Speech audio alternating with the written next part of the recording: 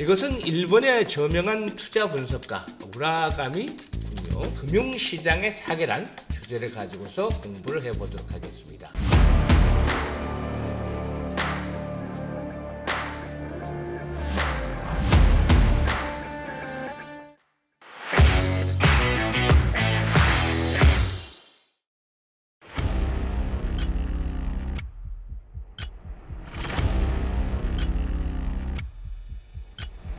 안녕하세요. 급등주 발굴의 명인 아이컴퍼니의 대표 애널리스트 김희관입니다. 코스닥 지수가 20여 년 만에 1000포인트대로 올라서면서 연중 최고치를 계속 갱신하고 있고, 또한 코스피 지수도 지난 1월 기록했던 연중 최고치 갱신을 목전에 두고 있습니다. 이런 가운데 오늘은 금융시장의 사계란 주제를 가지고서 공부를 해보도록 하겠습니다. 오늘도 시작하기 전에 좋아요, 구독 함께 눌러주시면 대단히 감사하겠습니다. 이 아이컴퍼니에서 운영하고 있는 무료 카톡 리딩방 계속 장안의 화제가 되고 있죠. 그만큼 급등주들을 계속해서 뽑아서 수익을 올려드리고 있기 때문인데요. 오늘도 리딩 내용 잠시 살펴보도록 하겠습니다. 오늘은 매도한 리딩 살펴보도록 하겠는데, 크라운 제과 17,800원 사이 절반만 매도하고 나머지 절반은 조금 더 승부를 하도록 하자라고 리딩을 했습니다만, 바로 역시 인증샷이 올라왔죠. 크라운 제과 17% 수익을 올렸다는 인증샷. 절반만 매도를 했음에도 불구하고 128만원 이렇게 수익을 거둔 무료 회원방 참여자들의 실시간 인증샷이었는데요.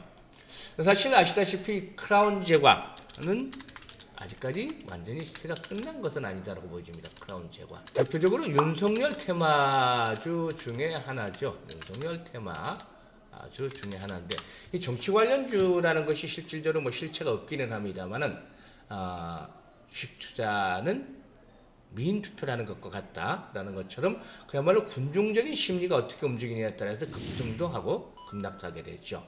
오늘 캔들상으로 크라운제가 윗꼬리가 좀 길게 달리긴 했죠. 17,000에서 18,000원대. 정확하게 오늘 장중에 매도 타이밍을 부분대로 잡아드렸는데, 여기서 끝난 것은 아닙니다.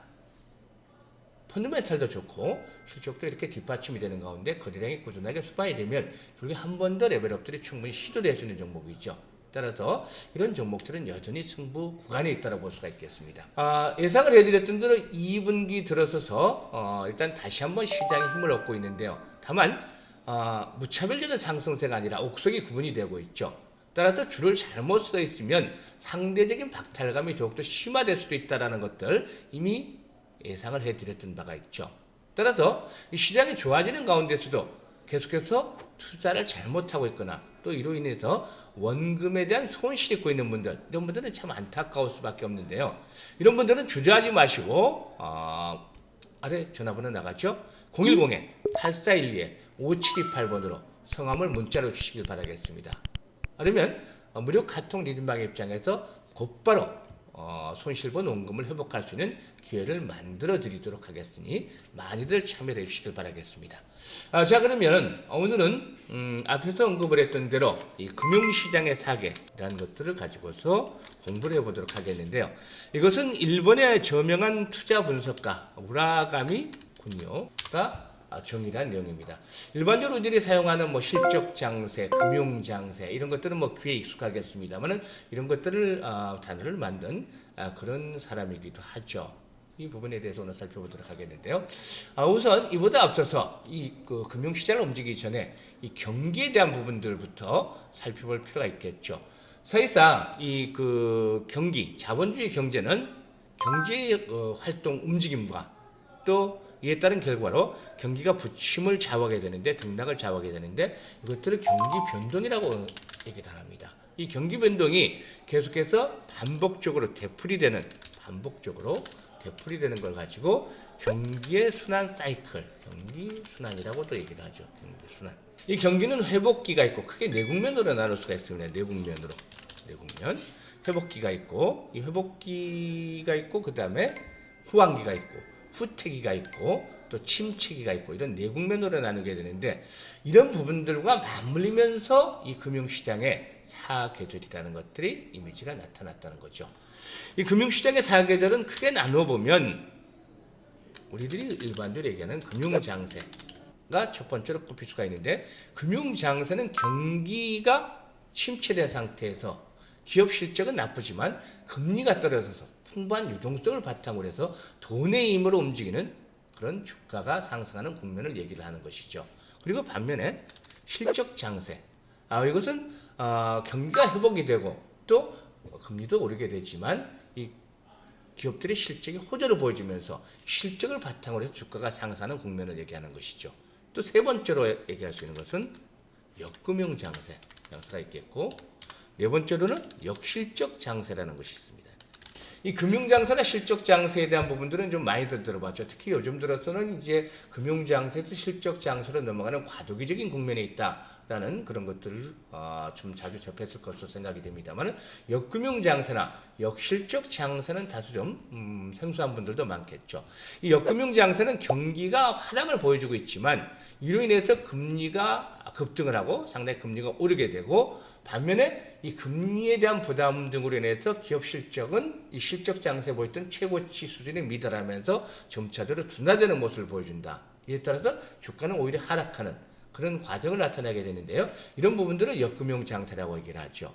또 역실적 장세, 막바지 국면에는 역실적 장세는 경기 둔화로 기업들의 실적이 악화되면서 금리와 주가가 같이 동반 하락하게 되는 그런 모습들을 나타내는 것입니다. 따라서 이 금리와 기업들의 실적을 바탕으로 해서 이렇게 나타나는 도표를 참고를 하실 수가 있겠죠. 금융장세는 금리는 하락하는 상태에 있고 기업 실적도 우하향이 되지만 워낙에 풍부한 유동성, 그러니까 저금리로 인해서 막대한 돈이 풀리게 되고 정부의 정책적인 재정 확대 정책에 따라서 시중에 돈이 많이 풀리게 되죠. 지난해도 역시 코로나라는 사상 초유의 위기 사태를 맞이해서 우리 정부뿐만 아니라 세계 각국의 정부들이 엄청난 돈을 풀었죠. 이런 재정 확대 정책을 통해서 금리는 떨어진 상태에서 유동성이 넘쳤기 때문에 금융장세가 진행이 되고, 따라서 실적들은 좋지 않음에도 불구하고 주가가 올라가는 그런 금융장세가 진행이 됐죠. 이런 가운데 올해 연중 최고치를 잠시 찍고 나서 중간에 반락 과정을 거치게 되는데요.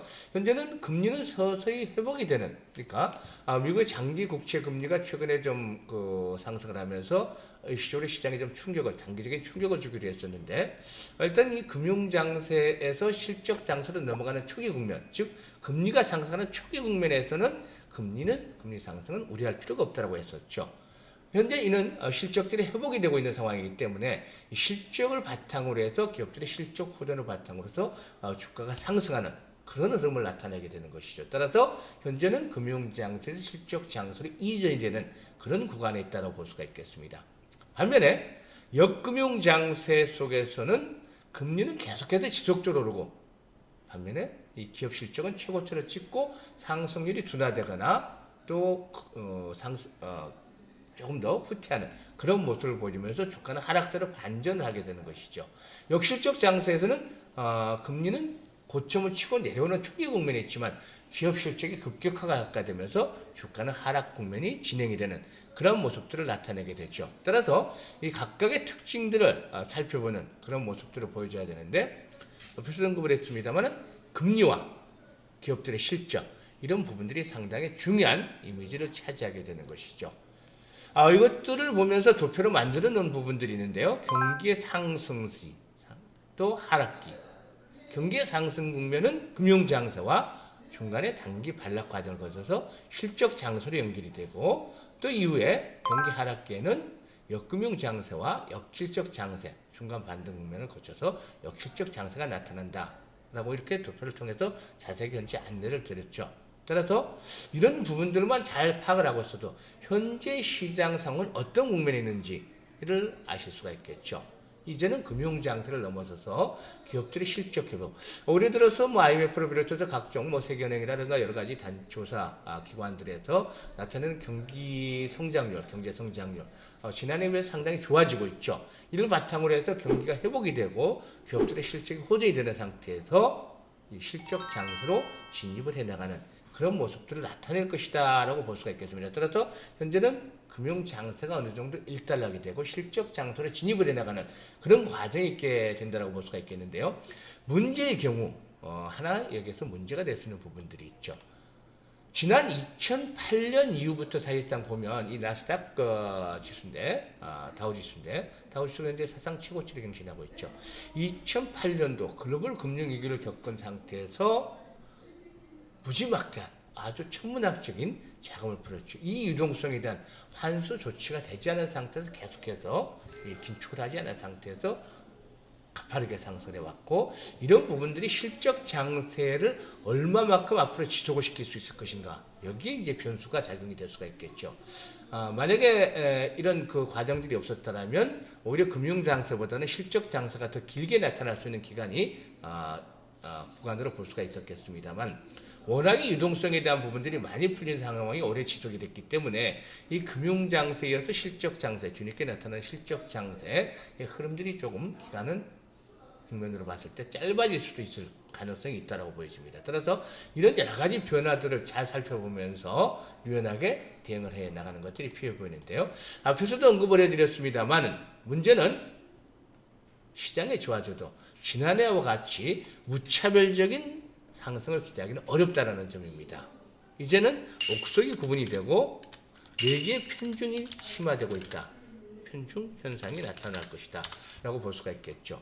따라서 확실하게 시장의 중심축을 찾아서 이 공략을 해나가는 것들이 무엇보다 중요한 그런 시점이다라고 볼 수가 있겠습니다. 따라서 이 아이컴퍼니에서는 시장의 중심축을 잘 파악을 하면서 단기간에 승부를 올릴 수 있는 급등주들 계속해서 발굴해 드리고 있기 때문에 앞으로 어렵게 투자에 어려움을 느끼시는 분들은 이 아이컴퍼니와 고조를 잘 맞춰 가신다면 시장을 제대로 이해를 하고 또 중심에 있는 종목들을 잡아서 수익들을 높여 나갈 수 있을 것이라고 믿습니다. 감사합니다.